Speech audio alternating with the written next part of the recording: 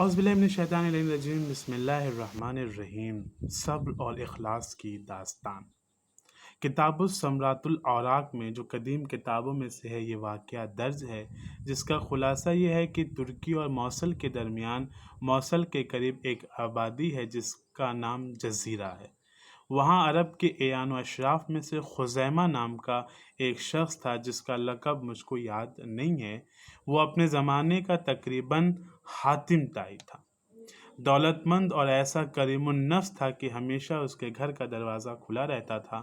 ہر طرف سے فقراء اور مساکین آ کر جمع ہوتے تھے، شعراء بھی آتے تھے اور سب ہی اس کی بخشش اور انعام و اکرام سے فیض یاب ہوتے تھے۔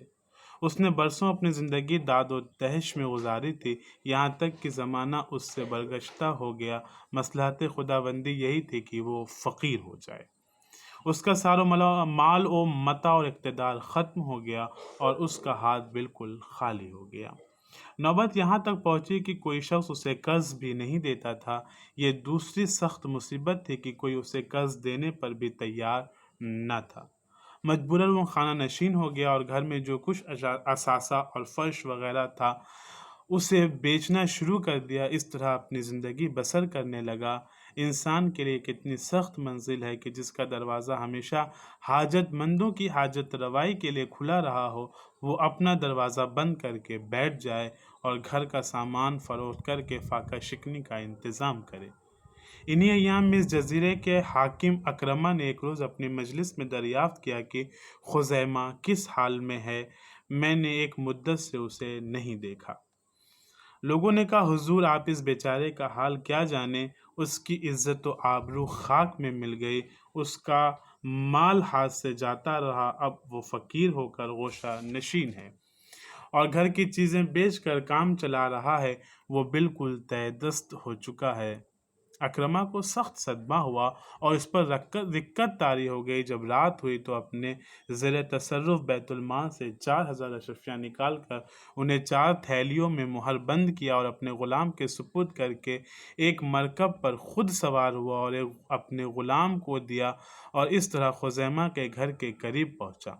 وہاں پہنچ کر اس مقصد سے کہ غلام کو بھی علم نہ ہو اور یہ کام پوشیدہ طور سے انجام پائے تاکہ عمل خالص رہے اور صرف خدا جانے اور بس، غلام سے کہا کہ اشرفیاں مجھے دے دو اور تم واپس چلے جاؤ، اور خود ہی حمالی کا یعنی کلی کا کام یعنی مزدور کا کام کرتے ہوئے ان اشرفیوں کو اپنے ہاتھوں سے اٹھایا، حمالی کا کام کیا۔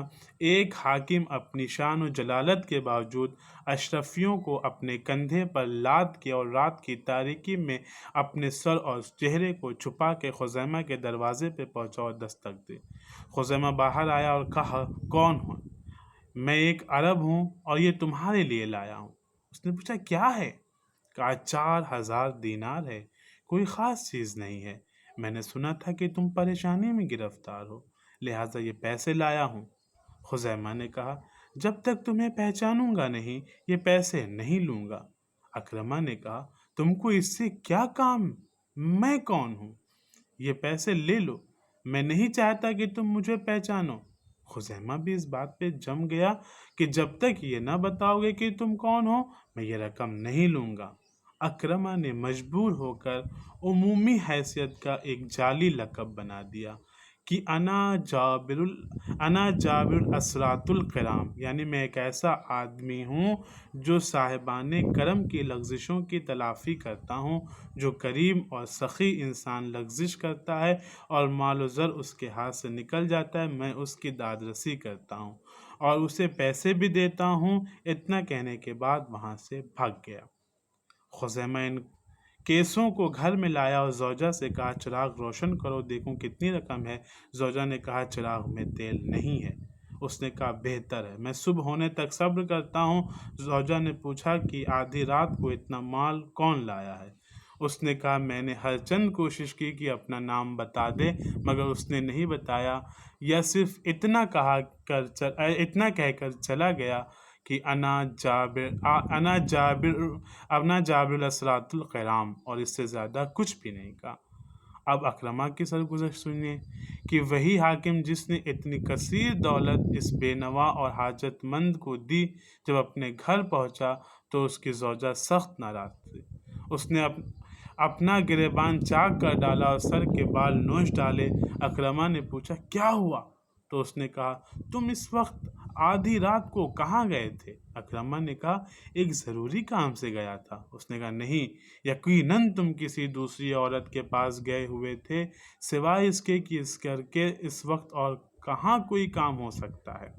اکرمہ نے کہا واللہ کسی عورت کا قدم درمیان میں نہیں تھا، ایک کام تھا اس لیے چلا گیا تھا۔ لیکن اس کی زوجہ خاموش نہیں ہوئی، اپنا سر و سینہ پیٹنا شروع کر دیا اور کہا میں خودکشی کر لوں گی، ورنہ صاف صاف بتاؤ کہاں گئے تھے؟ اس نے مجمل طور سے کہا میں تم سے خدا کی قسم کھا کے کہتا ہوں کہ میرا کسی اور عورت سے کوئی واسطہ نہیں ہے۔ وہ نہیں چاہتا تھا کہ اس کی زوجہ بھی حقیقت حال سے آگاہ ہو، لیکن وہ کسی طرح باز نہ آئی تو اس نے کہا میں تم سے اصل واقعہ بتائے دیتا ہوں۔ میں نے سنا تھا کہ خزیمہ گوشہ نشین ہو گیا ہے، لہٰذا میں 4000 دینار لے کے اس کے پاس گیا تھا۔ اس نے پوچھا تم کون ہو؟ میں نے اپنا نام نہیں بتایا، صرف اتنا کہہ دیا کہ انا جابر الاسرات الکرام، اور واپس چلا آیا۔ اس کی زوجہ بھی سن کر مطمئن ہو گئی اور بات ختم ہو گئی۔ خزیمہ نے اس رقم کو کاروبار میں لگا دیا اور اسی رقم کے ایک جز سے کچھ سامان خرید کے شام کا سفر اختیار کیا۔ جب اموی خلیفہ کے دربار میں پہنچا تو اس نے کہا تم کئی سال سے ادھر نہیں آئے، کیا بات ہے؟ اس نے کہا ہاں یہ زمانہ میرے اوپر بہت سخت گزرا، میں بالکل تہ دست ہو گیا۔ خلیفہ نے کہا اگر تم چاہتے ہو تو کوئی سواری کر کے چلے آتے، میں اس کی تلافی کر دیتا۔ اس نے کہا حقیقت یہ ہے کہ میرے پاس سواری کا کرایہ دینے کے لیے بھی پیسے نہیں تھے۔ خلیفہ نے کہا تو پھر اب کیسے آنا ہوا؟ اس نے کہا میرے لیے فراخی کا ایک قدرتی ذریعہ پیدا ہو گیا۔ ایک رات اندھیرے میں ایک شخص اپنا سر اور چہرہ چھپائے ہوئے آیا اور 4000 دینار دے کر چلا گیا۔ میں نے ہر چند اس کا نام پوچھا، لیکن اس نے فقط اتنا ہی کہا انا جابر الاسرات الکرام۔ خلیفہ نے کہا کاش میں اس کو جانتا تو اس جود و کرم و جوان مردی اور اخلاص کی قدر کرتا۔ جب خزیمہ نے رخصت ہونا چاہا تو خلیفہ نے اس کی پریشان حال ہونے کی تلافی کی غرض سے کہا کہ میں چاہتا ہوں کہ جزیرہ کی حکومت تمہارے سپرد کر دوں، اور خزیمہ نے بھی اسے قبول کر لیا۔ بیچارہ اکرمہ جو وہاں کا حاکم تھا معزول ہو گیا اور خزیمہ اس کا حاکم بن گیا۔ خلیفہ نے کہا کہ وہاں پہنچ کر اس کو معزول کر دینا اور اس سے سختی کے ساتھ بیت المال کا حساب لینا۔ جانچ پڑتال کے بعد اگر اس کی خیانت ثابت ہو تو اسے قید کر کے شام روانہ کر دینا۔ خزیمہ حکومت جزیرہ کا پروانہ لے کر روانہ ہو گیا۔ رسم کے مطابق نیا حاکم مقام حکومت پر پہنچنے سے قبل ایک قاصد کے ذریعے متعلقین کو اپنی آمد سے مطلع کرتا تھا۔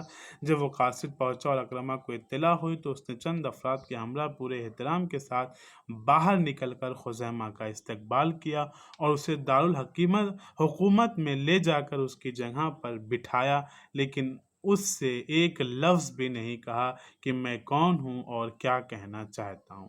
جب خزیمہ نے پورا تسلط حاصل کر لیا اور منصب حکومت پر متمکن ہو گیا تو کہا کہ اکرمہ کو لاؤ۔ جب یہ معزول حاکم حاضر کیا گیا تو اس نے کہا بیت المال کا حساب دو۔